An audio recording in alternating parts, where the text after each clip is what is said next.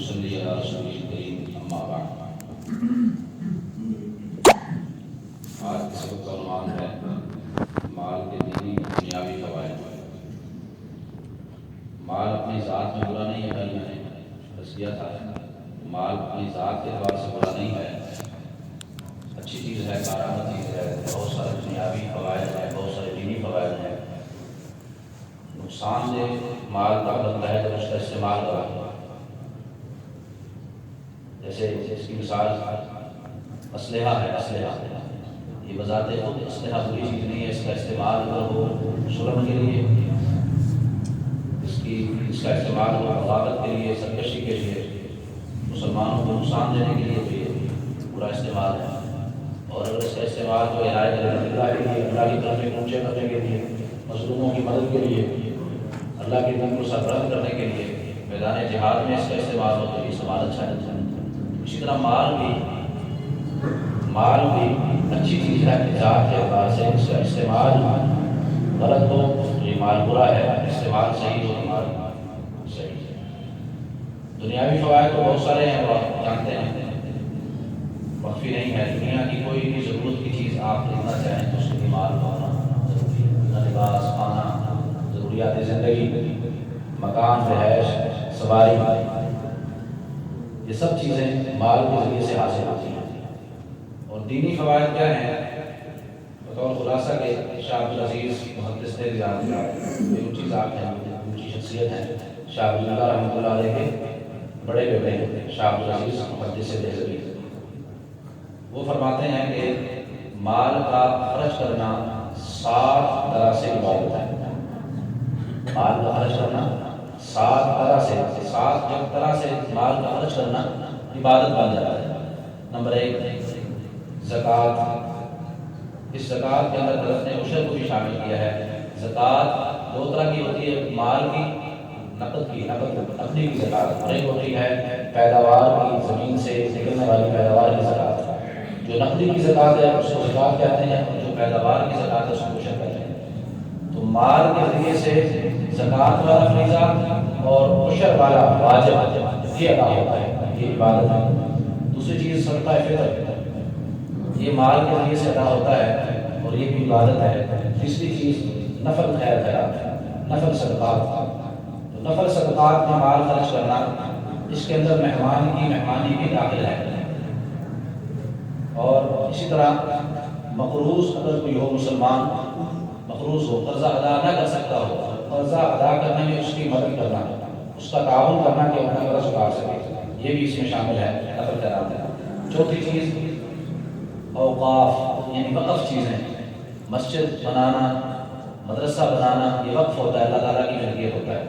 سرائے بنانا، سرائے بنانا مہمان خانہ، مسافر خانہ بنانا، اور کوئی دریا کے اوپر یا راستے میں کوئی ندی ہے، نالا ہے، اس کے اوپر پل بنا دینا کہ لوگوں کے لیے گزرنا آسان ہو جائے، یہ سب وقف چیزیں ہیں، یہ بھی خرچ کرنا عبادت ہے۔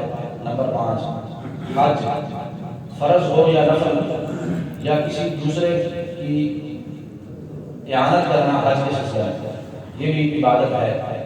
نمبر 6 جہاد میں خرچ کرنا، اس کے اندر سب سے زیادہ عدد ہے 1 درہم پر 700 درہم کا جو ثواب، 1 درہم پر، سورۃ بقرہ میں اللہ تعالیٰ نے فرمایا ہے مثل الذین ينفقون اموالهم فی سبیل اللہ کمثل حبۃ انبتت 7 سنابل، جو اللہ کے راستے میں خرچ کرتے ہیں اس کی مثال ایسی ہے جیسے ایک دانہ زمین کا جب کاشت کیا جاتا ہے تو 7 بالیاں اس پر ہوں، ہر بالی میں 100 دانے ہوں، ایک دانہ 700 دانے لے کر آیا، تو 700 گنا اجر و ثواب ملتا ہے فی سبیل اللہ۔ اور ساتویں چیز جو ہم نے ذکر کی ہے کہ جن کے اخراجات اپنے ذمے ہیں، بندے کے ذمے ہیں، والدین ضعیف ہیں، کما نہیں سکتے تو ان کی ذمہ داری بھی اولاد پر ہے، بیوی کی ذمہ داری، اپنی چھوٹی اولاد کی ذمہ داری یہ والدین پر ہوتی ہے، باپ پر ہوتی ہے۔ تو ان مدوں کے اندر خرچ کرنا، ان مصارف کے اندر خرچ کرنا، یعنی اپنی اولاد، اپنے والدین، اپنے مطلب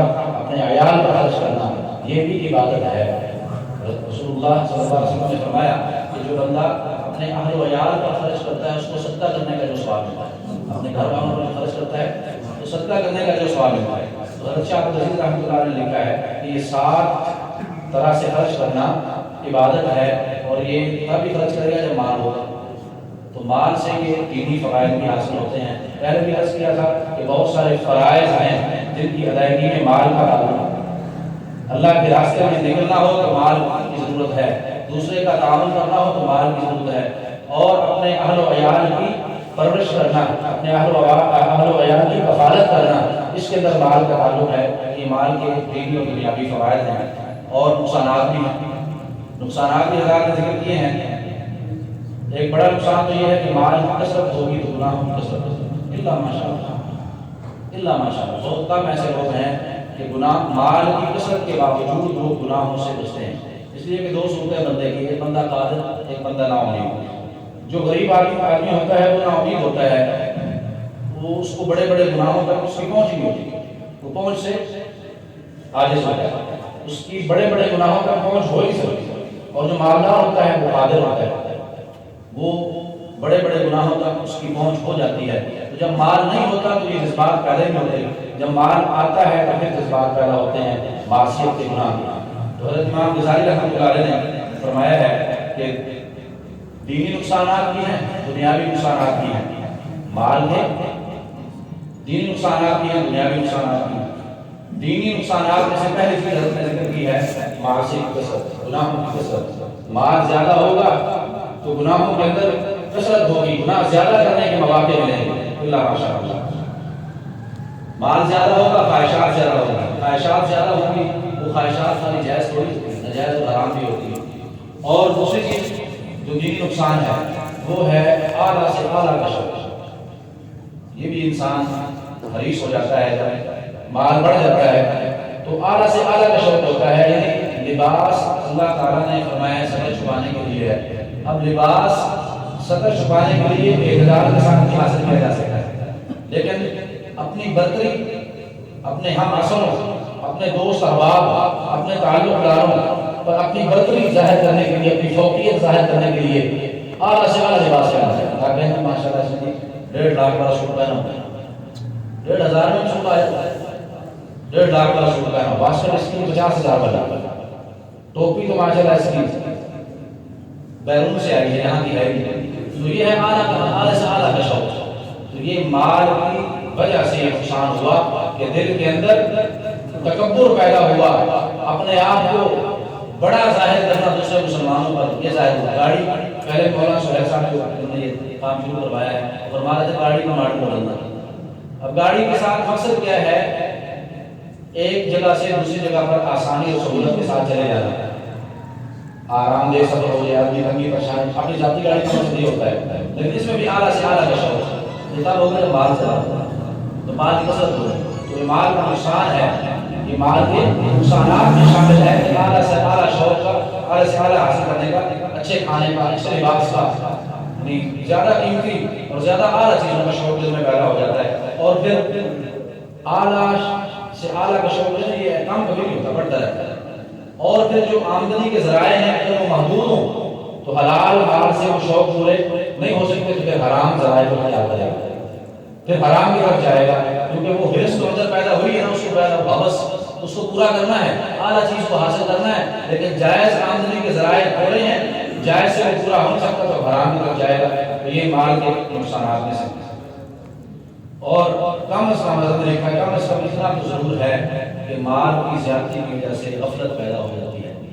جس مقصد کے لیے انسان کو بھیجا گیا ہے، میں پہلے بتا دیا صاف کہ دنیا کمانا، مال بنانا یہ انسان کے مقاصد میں سے نہیں ہے، یہ انسان اشرف المخلوقات ہے، اللہ تعالیٰ کی تمام مخلوقات میں سے اشرف اور اعلیٰ ہے، اس کی پیدائش کا مقصد بھی سب سے اعلیٰ ہے، سب سے اعلیٰ، وہ ہے اللہ کی بندگی۔ اللہ کی بندگی جو اصل مقصد ہے، تو مال کی وجہ سے، مال بڑھانے کی وجہ سے اصل مقصد سے غفلت ہو جاتی ہے۔ یہ کم از کم درجے کا نقصان ہے۔ معاصی کے اندر مبتلا کرنا، خواہشات ناجائز کے اندر مبتلا کرنا، یہ تو بڑے نقصانات ہیں۔ اعلیٰ سے اعلیٰ کا شوق پیدا ہو تو تکبر آ جانا، یہ تو بڑے نقصانات ہیں۔ کم از کم نقصان یہ ہے کہ وہ یاد خدا سے غافل ہو جائے گا، اب فرائض کی ادائیگی میں کوتاہی ہونے لگے گی۔ وہ مشہور واقعہ ہے، سال بعد مسلمان ہو گیا تو سے نبی اسلام کے صحابہ میں داخل ہو گیا تھا، اوپر اوپر سے مسلمان بن. یاد رکھا کچھ لوگ نبی صلی اللہ علیہ وسلم کے دور میں مدینہ منورہ کے مکہ میں مدینہ منورہ کے راستے میں اوپر اوپر سے ایمان کا اظہار کرتے تھے, دل میں چور تھا, ان کو کہا جاتا ہے منافقین. مکہ میں دو تھے, مسلمان اور مشرک. جو کلمہ پڑھ گیا مسلمان ہو گیا, اور مسلم جو کلمہ نہیں پڑھا جس میں مشرک. تیسرا کوئی گروہ مکہ میں نہیں تھا. مدینہ میں یہاں تک 3 گروہ بن گئے, مسلمان, مشرک اور منافق. منافقین میں سے اوپر اوپر سے ایمان کا اظہار کرنے والا سالبہ نام کا آدمی تھا. وہ نبی صلی اللہ علیہ وسلم کے پاس آیا, یا رسول اللہ میری دعا کیجیے میرا مال بڑھ جائے, میرا مال. تو نبی صلی اللہ علیہ وسلم نے فرمایا کہ سالبہ میری ذات کے اندر تیرے لیے اسوہ حسنہ نہیں, میری ذات کے اندر تیرے لیے اسوہ حسنہ نہیں کہ میرے پاس دیکھو اللہ تعالیٰ نے مجھے اختیار دیا تھا کہ یہ پہاڑ سارے سونا بن کے آپ کے ساتھ چلیں, آپ جو چاہیں گے وہ آپ کو دیا جائے گا, لیکن میں نے فقط کو اختیار کیا, کیا میری زندگی میں نمونہ نہیں؟ اس نے کہا یا رسول اللہ دعا کر دیجیے. منافق تھا, دل میں صحیح مان نہیں تھا.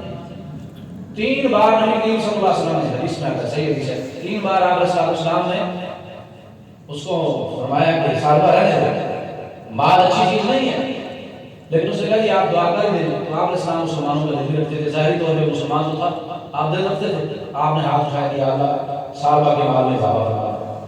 تو مال مختصر قصہ یہ اتنا بڑا کہ مدینہ کے اندر باڑا کم پڑ گیا, مدینہ سے تھوڑا سا باہر چلا گیا, وہاں بھی باڑا کم پڑ گیا, پھر وہ جنگل کے اندر اس کو جانا پڑا. خدا ایک بڑا باڑا لیا, اس کے اندر اس کی بکریاں اور اس کا مال تھا, یہ جانور بہت اضافہ تھا.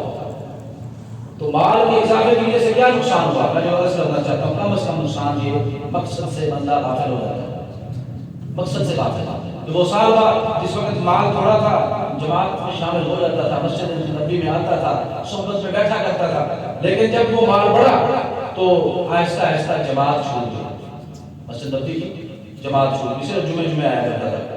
پھر ایک وقت آیا جمعہ بھی چھوٹ گیا, وہ جمعہ بھی اپنے باڑے میں اور نماز بھی باڑے میں نہیں پڑھتا, مال کے خیال کی وجہ سے. ہر وقت دل مال کے اندر لگا ہوا, بھیڑیا نہ آئے, چور نہ آئے. آخر ایک وقت آیا کہ جمعہ بھی جاتا رہا, سب کچھ معروف ہو. نبی اسلام کے شعبے سے سال گزر گیا. اس بات کو نبی اسلام نے اپنا عامل بھیجا. عامل کہتے ہیں زکات وصول کرنے والے, عامل. تو آپ نے اس کو بھیجا کہ جاؤ سال بعد کے بعد اللہ نے اس کو بہت ماضی سے زکات وصول کر دیا. تو آگے سے اس نے کیا بتا, جب یہ عامل پہنچا کہا لگا یہ زکات جو تم وصول کرتے ہو ٹیکس لگتا ہے, یہ تو جزیہ, جس طرح تم یہود و نصارہ سے جزیہ وصول کرتے ہو, یہ تو جزیہ کی بہن ہے. اور کیا کہنے لگا کہ یہ مال تو مجھے آباء و اجداد سے ملا ہے, نسل بعد نسل چلا آ رہا ہے, حالانکہ فقیر آدمی تھا, نبی اسلام کی دعا سے ملا تھا. تو یوں محروم ہو گیا کہ مقصد سے بھی غافل ہو گیا, حتیٰ کہ ایمان سے بھی غافل ہو گیا, ایمان سے بھی ہاتھ دھو بیٹھا. تو یہ مال کے نقصانات ہیں جو امام غزالی رحمۃ اللہ علیہ نے ذکر فرمائے ہیں.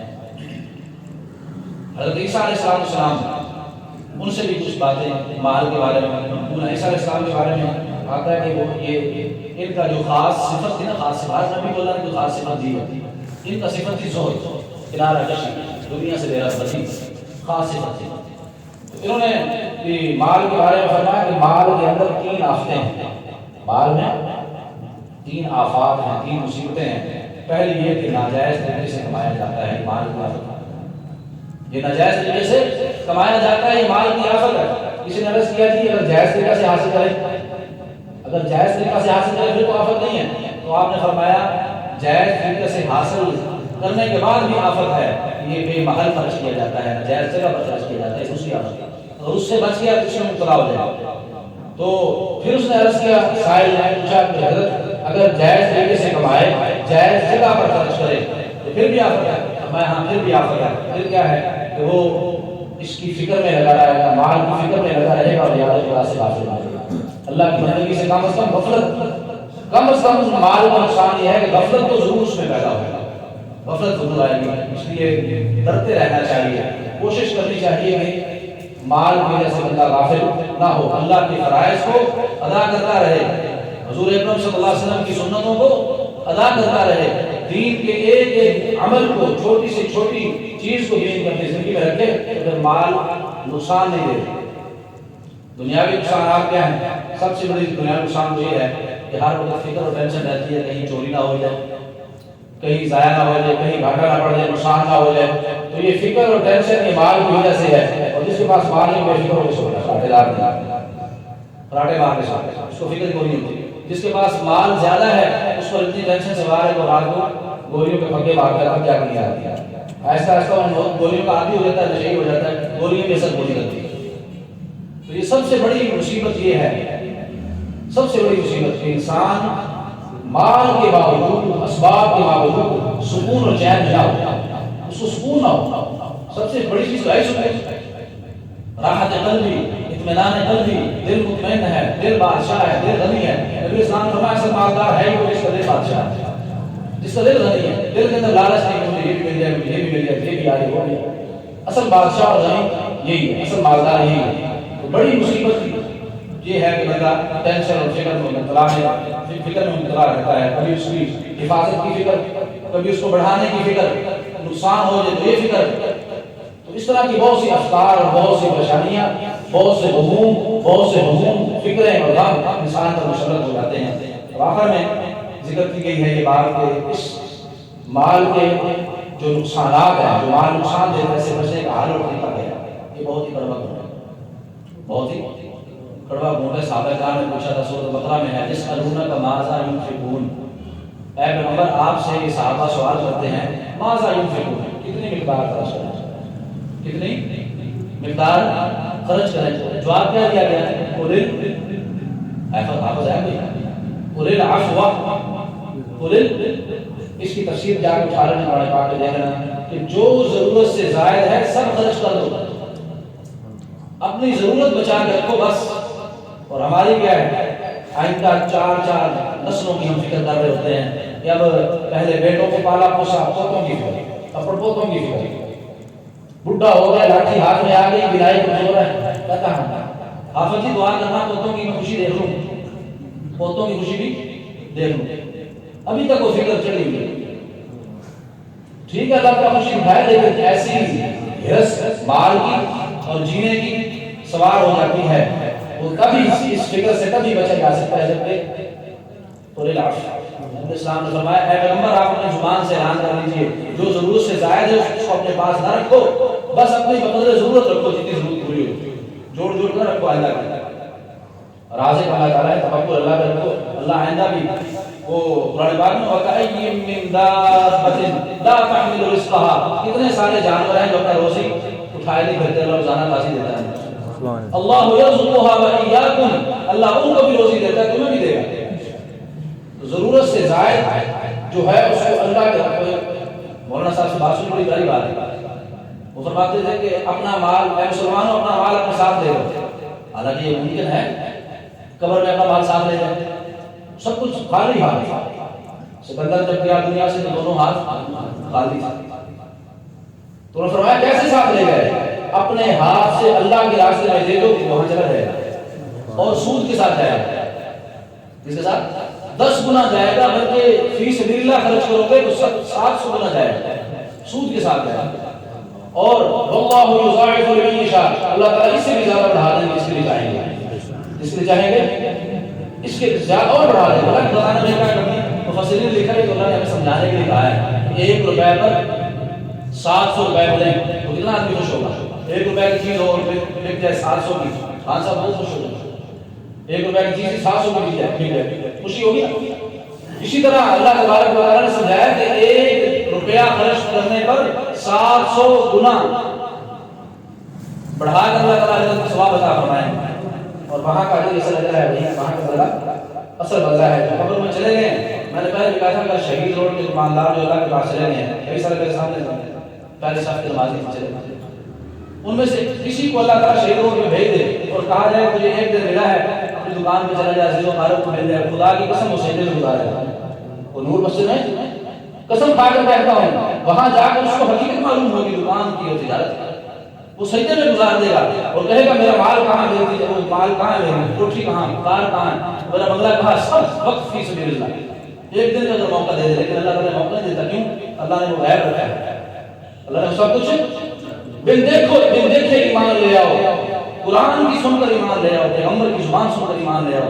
حقیقت یہی ہے کہ جو کچھ دنیا میں ہے سب کچھ بیکار، آخرت کی طرف جو بھیج دیا اپنے ہاتھوں سے بھیج دیا، اور صحت کے زمانہ میں بیمار ہو گیا تو مرنے والا کون ہے؟ صدقے، کہنا جو ہے مسجد میں دے دو، کہنا مسجد دے دو، فلانی زمین وقف کر دو. نبی صلی اللہ علیہ وسلم فرمایا نہیں، صحت کے زمانہ میں وَأَنْتَ صَحِيحٌ شَحِيحٌ، دو لفظ استعمال کی. فرمایا نبی صلی اللہ علیہ وسلم نے کہ تو صحیح ہو، صحت مند ہو، شحیح ہو، مال کا بخل، مال کی لالچ دل کے اندر موجود ہو، تب خرچ کرے. اصل خرچ کرنا یہی ہے.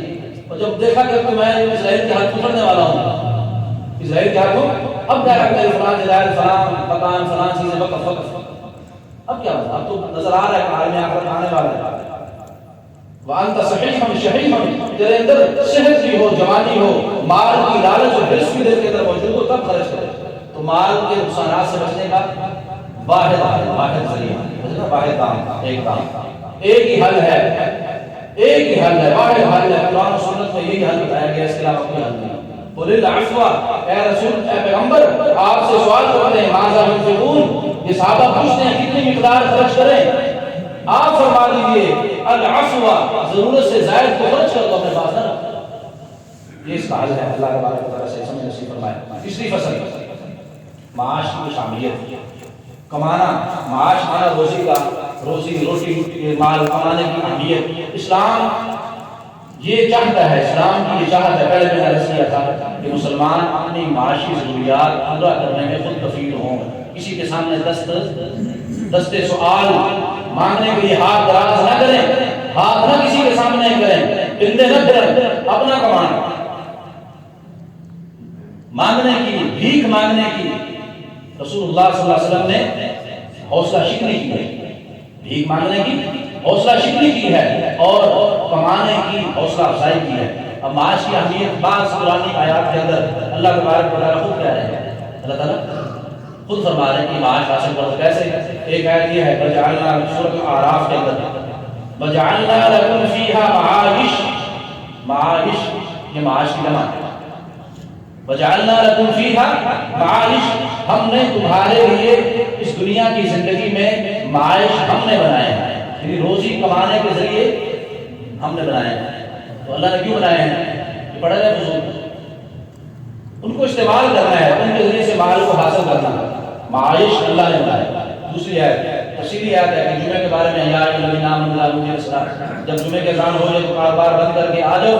فاذا قضیت الصلاۃ، جب نماز ادا کر چکو تو پھر کیا ہے فانتشروا فی الارض وابتغوا من فضل اللہ، زمین میں پھیل جاؤ اور اللہ کا فضل تلاش کرو. اللہ حکم دے رہا ہے اللہ کا فضل تلاش کرو. مفسرین فرماتے ہیں یہاں فضل سے مراد رزق، فضل سے مراد رزق ہے. یہاں اللہ تعالیٰ خود فرما رہے ہیں کہ رزق تلاش کرو، دوڑ دھوپ کرو، اس کے لیے کوشش کرو. کہ یہ معاش کی اہمیت اللہ تعالیٰ بتا رہے ہیں. تیسری آیت میں وہ بھی وَجَعَلْنَا لَكُمْ فِيهَا مَعَائِشَ وَلَسْتُمْ لَهُ بِرَازِقِينَ. اللہ تعالیٰ فرماتے ہیں ہم نے تمہارے لیے اس زمین کے اندر، دنیا کے اندر، دنیا کی زندگی کے اندر معاش بنائے ہیں، روزی کمانے کے ذرائع اور اسباب ہم نے مقرر کیے ہیں. وَلَسْتُمْ لَهُ بِرَازِقِينَ، اور ان کے لیے بھی بنائے ہیں جن کو تم رزق دینے والے نہیں ہو. انسان کے ذہن میں آ جاتا ہے کہ شاید میں اپنے اہل و عیال کو میں رزق دے رہا ہوں. اللہ فرماتا ہے اس کے لیے میں نے معیشت کا ذریعہ بنایا. ہاں تم سبب. چوتھی آیت وَجَعَلْنَا آیَةَ النَّهَارِ، اللہ نے دن کی نشانی بنائی. اللہ تعالیٰ نظام ہے دن اور رات کا، فطری نظام ہے، فطری نظام.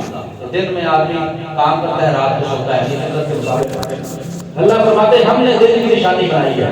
دن کی نشانی یہ اللہ کی قدرت کی نشانی ہے. دن، رات اللہ کی قدرت کی نشانی ہے. تو فرماتے ہیں اللہ تعالیٰ کہ ہم نے دن کی نشانی بنائی ہے. کیوں؟ لِتَبْتَغُوا فَضْلًا مِنْ رَبِّكُمْ، تاکہ تم تلاش کرو اپنے رب کا فضل. تو یہ تین چار آیات ہیں جن سے معلوم ہوتا ہے کہ معاش کو تلاش کرنا، رزق کو تلاش کرنا، رزق حاصل کرنے کے، روزی حاصل کرنے کے، مال حاصل کرنے کے ذرائع اختیار کرنا، یہ اللہ تعالیٰ کا حکم ہے. اور حدیثیں بہت ساری ہیں، ان میں سے چند ایک یہ ہیں. نبی کریم صلی اللہ علیہ وسلم نے فرمایا کہ طلب الحلال فریضۃ بعد الفریضہ، کہ حلال کمانا یہ باقی فرائض کے بعد ایک فریضہ ہے. یہ بھی ایک فریضہ ہے. جس طرح باقی فرائض ہیں وہ ارکان اسلام، اسلام کے جو ارکان ہیں، نماز روزہ حج زکات وغیرہ، ان فرائض کے بعد اس کا درجہ ہے حلال کمانے کا. تو اس حدیث پاک سے کیا معلوم ہوا کہ مال کو کمانا اس کی اہمیت ہے، رزق کو کمانا اس کی اہمیت ہے. اس لیے اتنی اہمیت ہے کہ باقی فرائض کے بعد اس کو درجہ فریضے کا دیا گیا ہے. پہلے دوسرے فرائض پورے کرنے ہیں، بعد میں اس فریضہ کو بھی پورا کرنا ہے. اور ایک حدیث پاک میں آتا ہے کہ جو بندہ رات کو پریشان ہو کے سوتا ہے کہ صبح کیسے میں اپنے بیوی بچوں کا پیٹ پالوں گا، عام طور پر غریبوں کے ساتھ ہوتا ہے کہ صبح کو کیسے میں ضروریات ان کی مہیا کروں گا، کس سے تازہ کمانا مزدور آدمی رات کو وہ غم میں پریشانی میں سوتا ہے، تو یہ غم اور پریشانی گناہوں کا کفارہ بن جاتا ہے۔ یہ غم اور پریشانی کی صبح کو بچوں کی فیس بھی دینی ہے، دودھ کی فیس دینی ہے، دودھ کا بل ادا کرنا ہے، بجلی کا بل ادا کرنا ہے، گیس کا بل ادا کرنا ہے، اور بات کچھ نہیں ہے، اس غم اور پریشانی میں رات کو سوتا ہے تو گناہوں سے دھل جاتا ہے، پاک صاف ہو جاتا ہے۔ یہ اس سے فضیلت ہوئی، فضیلت معلوم ہوئی کہ روزی کمانے کی فکر، روزی کا ذریعہ حاصل کرنے کی فکر گناہوں کی معافی کا ذریعہ ہے۔ اور پہلے یہ حدیث سنائی ہے کہ جو آدمی اس لیے جائز طریقے سے مال کماتا ہے کہ میں سوال کی شدت سے بچ جاؤں اور اپنے اہل و عیال کی اور اپنے ہمسایوں کی مدد کروں، اپنے اہل و عیال کی ضروریات پوری کروں، تو اللہ تبارک و تعالیٰ قیامت کے دن اس کو قائم کرنا چاند کی طرف سے چہرہ چودھری کے جان کا چہرہ چمک رہا ہوگا۔ یہ بھی اس سے بھی معلوم ہوتی ہے کہ کمانے کی کچھ اہمیت ہے قرآن و سنت کی روشنی میں۔ اور ایک بات پہلے بھی عرض کی ہے کہ معاش کی اہمیت اس سے بھی معلوم ہوتی ہے، یہ روزی کمانے کی، مال کمانے کی اہمیت اس سے بھی معلوم ہوتی ہے کہ یہ روزی کمانا، مال کمانا بہت سارے فرائض کو ادا کرنے کا ذریعہ اور سبب ہے۔ بعض فرائض تو ایسے ہیں جو ہوتے ہی مال دینے سے ادا ہے، حج اور زکوٰۃ اور عمرہ یہ عبادات ہیں، عشر فطرانہ یہ وہ عبادات ہیں جو مال ہی کے ذریعے سے، ان میں کوئی اور واسطہ نہیں ہے، براہ راست مال سے ادا ہوتے ہیں۔ اور بعض عبادات ایسی ہیں جو بالواسطہ ڈائریکٹلی انڈائریکٹ جس میں مال مدخل ہے، جیسے آپ نے کوئی بھی عبادت کرنی ہو جب تک آپ کی ضروریات زندگی مکمل نہ ہوں، آپ سکون کے ساتھ، اطمینان کے ساتھ، خشوع و خضوع کے ساتھ کوئی عبادت نہیں کر سکتے جب تک آپ کی ضروریات مہیا نہ ہوں۔ تو مال بالواسطہ یا بلا واسطہ، واسطے کے ساتھ یا واسطے کے بغیر، یہ عبادات کی ادائیگی کا ذریعہ ہے۔ اور آخری بات، دو تین باتیں ہیں بس مختصر، کہ مال کمانا یہ انبیاء کرام کی سنت ہے، انبیاء کرام کی سنت ہے۔ انبیاء نے کوئی نہ کوئی پیشہ اختیار کیا، بڑی عجیب بات ہے کہ مشرکین مکہ رسول اللہ صلی اللہ علیہ وسلم پر اعتراض کیا کرتے تھے۔ مشرکین مکہ سمجھتے تھے شاید انبیاء جو ہوتے ہیں نا، انبیاء بات توجہ سنیے، مشرکین مکہ کا ذہن یہ تھا کہ انبیاء جو ہوتے ہیں نا وہ انسان سے ماورا، انسان سے اوپر، انسان سے ہٹ کر مخلوق ہوتے ہیں۔ اس لیے پیغمبر صلی اللہ علیہ وسلم جب تجارت کے لیے، کاروبار کے لیے بازار میں نکلتے ہیں، بازار میں تو مشرکین کہتے ہیں مال ھذا الرسول، سورۃ فرقان میں، قرآن پاک میں سورۃ فرقان، مال ھذا الرسول، یہ کیسا رسول ہے، اس رسول کیا ہو گیا، مال ھذا الرسول یأکل الطعام، کھانا کھاتا ہے، مال ھذا الرسول یأکل الطعام ویمشی فی الاسواق، بازاروں میں چلتا پھرتا ہے، بازاروں میں آتا جاتا ہے ضروریات زندگی حاصل کرنے کے لیے۔ تو اللہ نے فرمایا کہ جواب آخر میں دیا، وما ارسلنا قبلک من المرسلین الا انہم یأکلون الطعام ویمشون فی الاسواق، آپ سے پہلے جتنے بھی رسول بھیجے ہیں سب کھانا بھی کھاتے تھے، یمشون فی الاسواق، بازاروں میں اپنی ضروریات کے لیے آیا جایا کرتے تھے۔ تو یہ اس آیت سے معلوم ہوا کہ انبیاء بھی بازاروں میں آیا جایا کرتے تھے ضروریات کے لیے۔ اب آخر میں بعض انبیاء کا جو پیشہ تھا، بعض انبیاء نے جو پیشہ اختیار فرمایا ان کا ذکر ہے کہ آدم علیہ السلام نے 3 کام کیے، ہل چلا کے کاشتکاری کی، ہل چلایا زمین میں، زمین تیار کی، کاشتکاری کی آدم علیہ السلام نے۔ نمبر 2، اس کو کاٹا بھی ہے، اس کو پھر گاڑا بھی ہے، اور وہ اس کو پیسا بھی ہے، اور اسے روٹی بھی پکائی ہے، تندور والا کام نہیں کیا۔ یہ سارے کام آدم علیہ السلام نے کیے۔ کاشت کرنا، کاٹنا، پیسنا، چکی والا کام ہے، آدم علیہ السلام نے کیا، پیغمبر ہے، تمام پیغمبروں کے ابا ہے، تمام انسانوں کے ابا ہے، تو یہ کام انہوں نے کیا۔ اور حضرت ادریس علیہ السلام کے بارے میں لکھا ہے کہ وہ لکھائی والا قلم سب سے پہلے انہوں نے ایجاد کیا تھا، اور قلم کے ساتھ لکھ کر بتایا تھا کہ اپنی بات سے بول کر نہیں، کسی کو لکھ کر بھی پہنچائی جا سکتی ہے۔ پہلے انسانوں کے پاس لکھنے کا طریقہ نہیں تھا، صرف بول کر اپنی بات، لکھنے کا طریقہ ادریس علیہ السلام، اور ساتھ درسی کا کام بھی کیا۔ سوئی جو ہے، سوئی سب سے پہلے ادریس علیہ السلام نے ایجاد کی ہے، سوئی بنا کر کپڑا سینا سکھایا کہ یہ سیا جاتا ہے۔ تو حضرت ادریس علیہ السلام نے کتابت بھی، فن کتابت، لکھنے کا فن وہ بھی اختیار کیا، اور فن خیاطت، درزی والا فن بھی اختیار کیا ادریس علیہ السلام نے۔ اور نوح علیہ السلام نے پڑھائی والا کام کیا ہے، کشتی تیار کی ہے، درخت کاٹا ہے، اس کے پھٹے چیرے ہیں، پھٹے جوڑ کر کشتی بنائی اس میں بیخوں کے ساتھ. تو بڑھائی والا کام حضرت نوح علیہ السلام نے کیا. اور حضرت ہود علیہ السلام کے بارے میں آتا ہے وہ تاجر تھے. 3-4 انبیاء کے بارے میں آتا ہے کہ وہ تجارت کیا کرتے تھے. صالح علیہ السلام، ہود علیہ السلام، صالح علیہ السلام، یہ دونوں تاجر تھے، تجارت کیا کرتے تھے. اور حضرت ذوالقرنین جو بہت نیک بادشاہ بھی تھے، بعض ہیں ان کو پیغمبر کہا ہے. ذوالقرنین جس کا ذکر سورۃ کہف میں ہے، یسألونک عن ذی القرنین. بادشاہ تھے، بعض نے فرمایا کہ پیغمبر بھی تھے. ان کا پیشہ کیا تھا؟ ان کے بارے میں لکھا ہے کہ وہ زنبیل تھیلے بنایا کرتے تھے، جیسے شاپر ہوتے ہیں، شاپر سامان خریدنے کے لیے اس دور میں تھیلے ہوتے تھے، چمڑے کے زنبیل، چمڑے کے تھیلے بنا کر وہ بیچا کرتے تھے. تو یہ پیشہ ہے تھیلا سینا، تھیلے تیار کرنا، آج کا شاپر. اور دوسرا یہ لکھا ہے کہ ٹوکریاں بنایا کرتے ہیں، ٹوکریاں، ٹوکرے فروٹ ڈالنے کے لیے اور سبزیاں ڈالنے کے لیے منڈی والوں کو مہیا کیا کرتے تھے، ٹوکرے اور تھیلے بنا کر. اور ابراہیم علیہ السلام نے کھیتی باڑی بھی کی ہے اور تعمیر کا کام بھی کیا ہے. وَإِذْ يَرْفَعُ إِبْرَاهِيمُ الْقَوَاعِدَ مِنْ بَيْتِ إِسْمَاعِيلَ. ابراہیم اسماعیل دونوں نے بیت اللہ شریف کی بنیادیں اٹھائی ہیں، اپنے ہاتھ سے کام کیا گارے مٹی کا. تو یہ مستری والا کام کرنا یہ بھی انبیاء سے ثابت ہے. یہ جو پیشے ہیں انسانوں کے اندر، کوئی لوہار کا، کوئی بڑھائی کا، یہ سب انبیاء سے آئے ہیں. کوئی درزی کا، کوئی کھیتی باڑی کا، کوئی تجارت کا، جتنے بھی پیشے ہیں سب اللہ نے انبیاء کے ذریعے سے کروائے ہیں سب. اور یہ بھی لکھا ہے کہ حضرت اسماعیل علیہ السلام تیر بنایا کرتے تھے، لوہار کا کام تھا، لوہار کا کام، تیر بنانا، لوہے کو گرم کرنا بھٹی میں، پھر لوہے کو اس کو ہتھوڑے کے ساتھ کوٹ کر لمبا بنانا، پھر اس کو آگے پھل بنانا. یہ تیر بنانے والا کام حضرت اسماعیل علیہ السلام کیا کرتے تھے. اور حضرت اسحاق اور حضرت یعقوب علیہ السلام، اسحاق اور یعقوب کے آگے ساری اولاد 12 بیٹے تھے جن میں یوسف علیہ السلام بھی، ان کے سب کے بارے میں آتا ہے کہ یہ بکریاں چلایا کرتے ہیں، گلہ بانی، یہ بھی پیشہ ہے، گلہ بانی، بکریاں چلانا. اور حتیٰ کہ یہ بھی لکھا ہے مفسرین نے کہ تمام انبیاء کی سنت ہے، مشترکہ سنت ہے بکریاں چلانا، گلہ بانی کرنا. کہ بکری شرارتی قسم کی ہوتی ہے کہ ادھر کو مارا، ادھر کو مارا. تو اللہ تعالیٰ تربیت کرتا ہے اپنے پیغمبر کی کہ حوصلہ پیدا ہو جائے. اس معصوم سی مخلوق ہوتی ہے، اس کو مارنے میں نہیں کرتا تاکہ حوصلہ پیدا ہو، تحمل پیدا ہو. اور امت کے سامنے جب بات کریں گے تو آگے سے بک کرے گی تو آگے حوصلہ ہو، برداشت ہوتی برداشت. بکریاں سب نے چلائی ہیں، شعیب علیہ السلام نے چلائی ہیں، موسیٰ علیہ السلام سے بکری چلانے کا ذکر خود قرآن پاک میں موجود ہے. اور حضرت ہارون علیہ السلام، 3 انبیاء ہو گئے، ہود، صالح اور ہارون، یہ تینوں انبیاء تجارت کا پیشہ رہنے کا. اور حضرت داؤد علیہ السلام، اس کا ذکر قرآن پاک میں ہے، وَأَلَنَّا لَهُ الْحَدِيدَ، ہم نے لوہا ان کے لیے نرم کر دیا.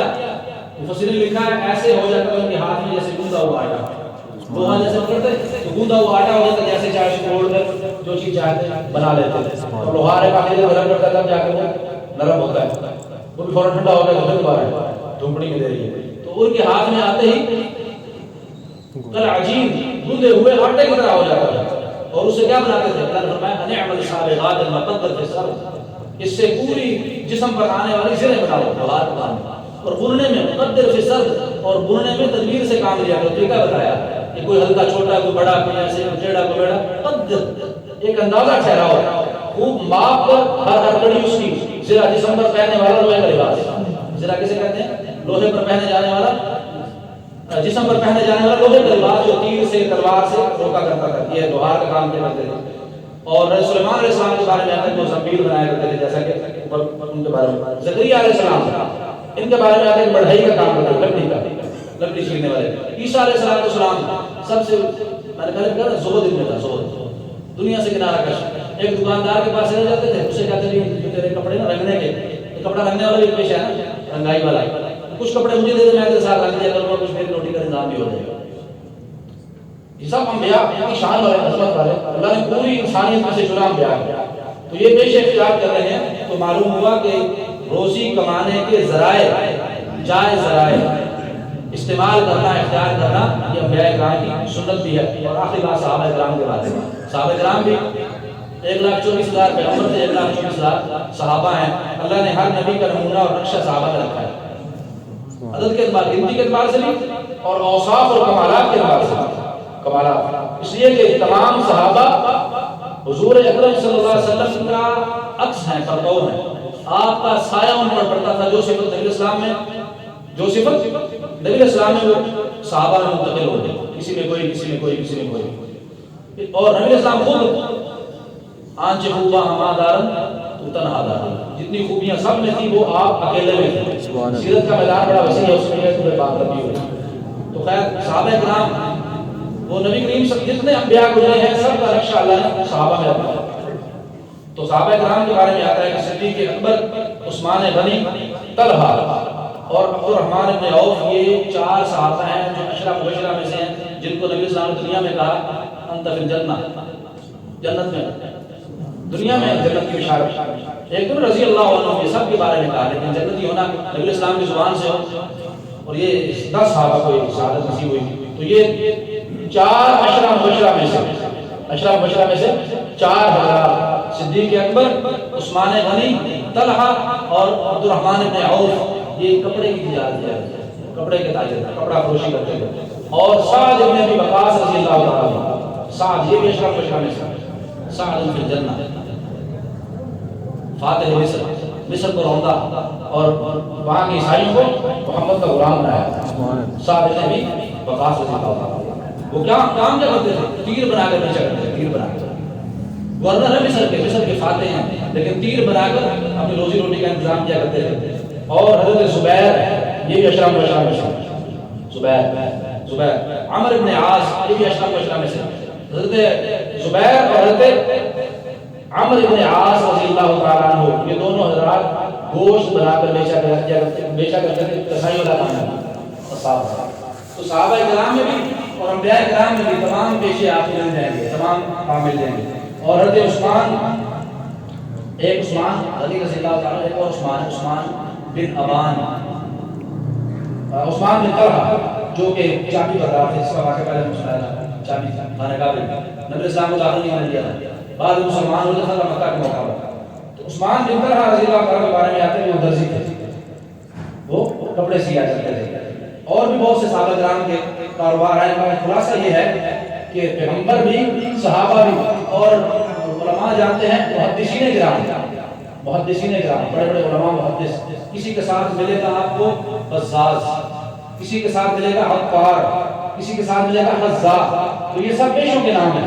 بزاز کا معنی کپڑے بیچنے والا، اور عطار کا معنی عطر بیچنے والا. تو بڑے بڑے محدثین کے نام آپ بخاری دیکھ لیں، مسلم دیکھ لیں، حدیث کی 6 کتابیں مشہور ہیں، ان میں آپ راویوں کے نام دیکھیں. بعض راویوں کے ساتھ کوئی لفظ لگا ہوگا، کسی کے ساتھ کوئی لگا ہوگا. امام قدوری بہت بڑے فقیہ گزرے ہیں، جن کا نصاب پڑھایا جاتا ہے عالم بننے کے لیے، اس میں ان کی کتاب داخل ہے المختصر بالامام القدوری. قدوری کا معنی کیا ہے؟ ہانڈیاں بنانے والا، ہانڈیاں بنا امام ہیں اتنے بڑے کہ ان کی نصاب میں کتاب داخل ہے عالم بننے کے لیے. ان کی کتاب پڑھائی جاتی ہے عربی میں 2 حصوں میں. لیکن القدر کہتے ہیں ہنڈیا کو، قدوری معنی ہنڈیوں والا، ہنڈیا فروش کر کے ہنڈیا پکایا کرتے تھے. جیسے کیا پیشہ وہ کمہار والا کام ہے، ہاں وہ کام کیا. تو پیشے اختیار کرنا، کسی پیشے میں کوئی ذلت نہیں ہے. اللہ نے انبیاء سے کروائے، صحابہ سے کروائے، بڑے بڑے اولیاء سے کروائے پیشے. یہ کسی پیشے میں ذلت نہیں ہے، یہ ایک ذریعہ ہے حلال رزق حاصل کرنے کا. تو یہ معاش کی اہمیت اس سے معلوم ہوئی کہ اللہ نے بھی معاش کی ترغیب دی ہے، انبیاء نے بھی معاش اختیار کیا، روزی کمانے کا ذریعہ اختیار کیا، صحابہ نے بھی اور محدثین نے بھی. آگے کچھ آداب ہیں، ان میں سے صرف ایک ادب سن لیجیے، وہ یہ ہے کہ اللہ تبارک و تعالیٰ نے دن کو کام کے لیے، رات کو آرام کے لیے بنایا. 24 گھنٹے سروس ہے نا، یہ خلاف فطرت کام ہے. 24 گھنٹے سروس یہ خلاف فطرت کام ہے. اللہ نے فطری طور پر، دیکھیے آپ نے کبھی سنا ہے کہ لوگوں نے میٹنگ کی ہو، گول میز یا لمبا میز کانفرنس ہوئی ہو، جس میں سارے مل کے بیٹھے ہوں، طے کر لیا ہو کہ دن میں کام کرنا ہے، رات کو آرام کرنا نہیں. اللہ نے فطرت کیسے بنائی؟ دن کو آدمی کی کوئی پرواہ نہیں ہوتی، 8 گھنٹے مسلسل کام کرتا رہتا ہے، لیکن رات جیسے آتی ہے، کئی سارے صوفی لے کے سو رہے ہیں ماشاءاللہ. یہ رات کا خاصہ ہے، یہ رات کا خاصہ ہے. رات کی اللہ نے چیز ہی رات کو بنائی، وجعلنا نومکم سباتا وجعلنا اللیل لباسا. اللہ فرماتا ہے ہم نے ڈھانپنے والے، یہ تو خود ہی نیند کی چادر میں ڈھانپ لیتی ہے. تو یہ جو معاش کے آداب میں سے ایک یہ ہے، ان لنفسک علیک حقا. ایک صحابی آیا تھا، بات کر رہا ہوں، یا رسول اللہ میں چاہتا ہوں کہ ساری زندگی روزے رکھوں، اور رات کو قیام کیا کرو، نبی صلی اللہ علیہ وسلم کا ان النفس کا حق، تیری جان کا بھی تیرے اوپر حق ہے۔ تو جب آپ صلی اللہ علیہ وسلم ساری رات قیام کی اجازت نہیں دے رہے، جو اللہ کے سامنے عبادت ہے، وہ پھر بھی ساتھ اس کے اخلاص میں کیا شک ہے؟ تو سارے رات جب قیام کا حکم نہیں دے رہے، اجازت نہیں دے رہے، تو سارے رات کھڑا رہنا، دکان کھول کے، اسی کہاں سے اجازت دے گا؟ تو 24 گھنٹے میں سبق خلاف فطرت ہے، فطرت کو اختیار کرنا چاہیے، دن کو آرام اور دن کو کام کریں، رات کو آرام کریں۔ اللہ تبارک و تعالیٰ سے